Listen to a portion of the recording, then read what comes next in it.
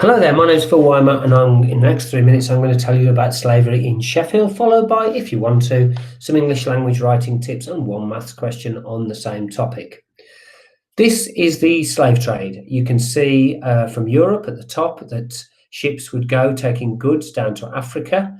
They would then pick up slaves, go over to the Caribbean and America, and then with pickup goods, sell the slaves, pick up goods and go back with the raw materials, coffee, tea, sugar, indigo, which was a dye used in the dark Satanic Mills, and bring that over, and so the cycle began. The Black Atlantic slave trade was one of the greatest atrocities of the modern world. 12 million slaves were taken. The UK exploited an estimated 3 million slaves. Tragically, an estimated 1 million slaves died on this dreadful journey.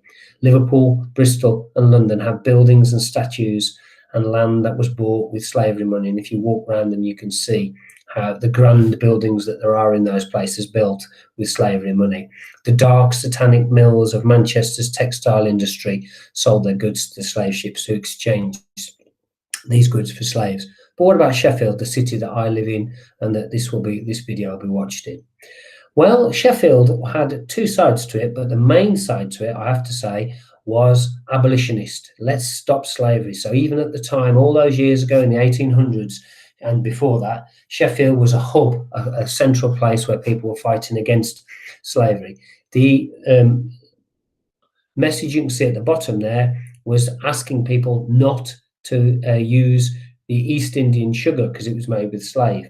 And there were some really notable people who fought against the slave trade. And the two that we're going to look at very briefly are Mary Ann Rawson from Winkerbank, and there is a statue or a memorial up there. She got together loads of poetry, including a poet from the other hero on the right-hand side, James Montgomery, and was involved in the sugar campaign as well. And this was hugely influential at the time. So she was a key campaigner. I'm going to go on and tell you a bit more about James Montgomery, simply because his statue is right in the middle of town and you've probably walked right past that. And unusually, unlike Bristol, which has recently thrown a statue into the sea, James Montgomery was a local hero who stood up for workers and was against slavery. So there was a downside to slavery in the local area, less so than another area. This is a slave collar, and this slave collar, which was for two slaves, they used to keep slaves close to each other, so to try and stop them escaping, was found in Cannon Hall, which is very close to here. I'm going to tell you a little story about Cannon Hall in a minute. And these are the tops to hose, which are used for gardening, and they were found in the Caribbean. So Sheffield steel did find its way into the slave industry. So we're not without some blood on our hands, but at least we had some, the thing that the city will be remembered for is the fight against slavery. So let's have a look in a bit more detail at the story of Cannon Hall to try and learn a bit more about slavery. Okay, let me introduce you to Benjamin Spencer, whose brother John Spencer was the owner of Cannon Hall, and because John was the younger brother, he hadn't got it. So John decided that he was going to get a slave ship, fund a slave ship to go to the Caribbean to get slaves to try and make his fortune. So that's what he did, and it was called the Cannon Hall. And the Cannon Hall actually sailed from the UK to Africa with goods and bought some slaves, and then went over to Antigua in the Caribbean. While in the Caribbean, there was another ship arrived from France, and therefore they couldn't sell the slaves, so they went to South Carolina. The whole journey, he did make money, bringing back indigo, coffee, and a few other goods to England, but he didn't make a lot of money, and he died a poor and fed-up man. This was the diagram shows a ship on the left, a typical slaving ship, and on the right-hand side, you can see they are people in that. That's how people were laid down in there. You can see why 1 million slaves died in the appalling conditions. You can imagine that for months on end. An average slave journey could anywhere be between 4 or 5 weeks, or up to 2.5, 3 months, depending on the weather. But there is a happy end to this, and that was from Walter Spencer. who took over the house, Cannon Hall, and was big friends with William Wilberforce. William Wilberforce from Hull was a huge influence and fought against slavery. There's a great museum if you get the chance to go.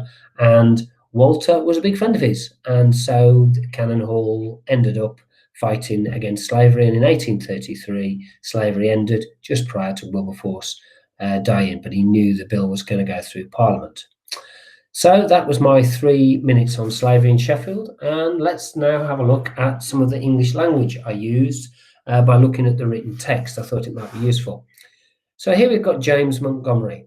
Now, the first thing I've highlighted is the red at the top. Next time you find yourself near the cathedral, there's only one cathedral in Sheffield. If there were two, I couldn't put it as a capital letter. If there were 2 rivers or 3 rivers, I couldn't put it as a capital letter. But as there's only one, we can call it the cathedral, and it's a capital letter, and that's worth remembering. The next one thing I've highlighted is who is he. Sometimes when you write, you can start off with a question, who is he, and then answer your own question. That's a technique you might like to incorporate into your writing, and clearly you use a question mark. Then we've got a quote, the end of the poem states, and I've put a colon there, which is the 2 dots. And then I've put the quote, it's a direct quote from a poem by Montgomery. Bondage is winter, darkness, death and despair. Freedom is the sun, the sea, the mountains and the air. And you might like to remember that you can do that and put a quote in there. He was editor of the Sheffield newspapers, the Register and the Iris. They're both names of specific newspapers, so they're proper nouns, therefore they're capital letters. Now let's have a look at this one, Benjamin Spencer. Now this is, if you read this sentence, Benjamin Spencer, and you ignore the red, turn to the slave trade for a get-rich-quick scheme.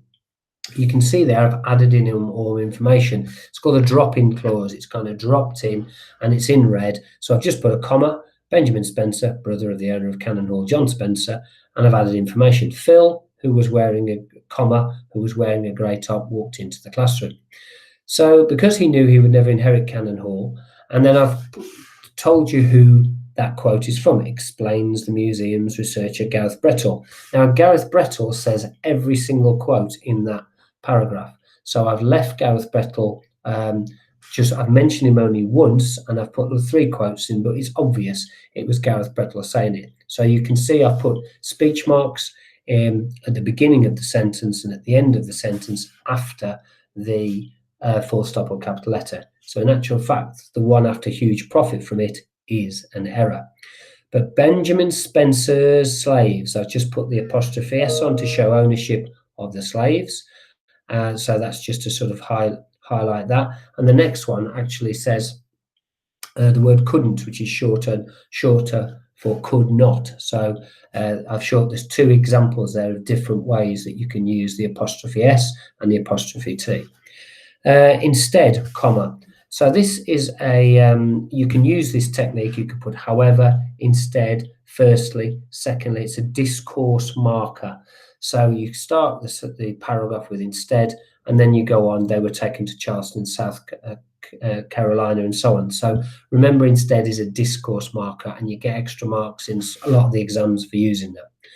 The triangular trade. So again, we've got discourse markers here, and you can see the thread, the red ones. A triangular trade has got 3 elements to it. Firstly, the merchandise, Sheffield tools. Secondly, the terrible Middle Passage journey.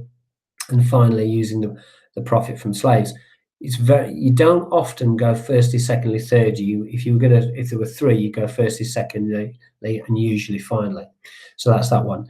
You can see the blue, including Sheffield Edge Tools, is another drop-in clause. Firstly, comma, the merchandise, including Sheffield Edge Tools, and that's dropped in there with commas. In actual fact, there are 2 drop-in clauses there.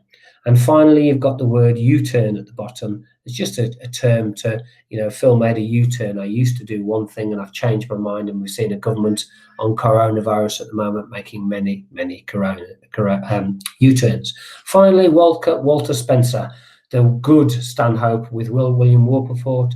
He was a vocal anti-slavery campaigner. That's a nice way of saying it. Phil was very vocal about his politics, was very vocal about coronavirus and so on. The pair corresponded. So that means that's a word for communicated by letter, so not the two talked or discussed, it's corresponded. So these are quite good words that you could use to develop your vocabulary, which you'll need to do if you're going to pass, get your marks up in GCSE. Wilberforce was one of the main campaigners who helped win slavery in 1833, which abolished slavery. You could say stopped, got rid, but abolished is a better, more powerful word in the most of the British Empire. Wilberforce died just 3 days after hearing the passage of the Act through Parliament was assured it was going to happen. Phil was assured that it was going to happen. He was assured that the students would be on time. That's me done. That will be about 6 minutes. The first bit was definitely not less than 3 minutes. I hope you enjoy that and learn something from it.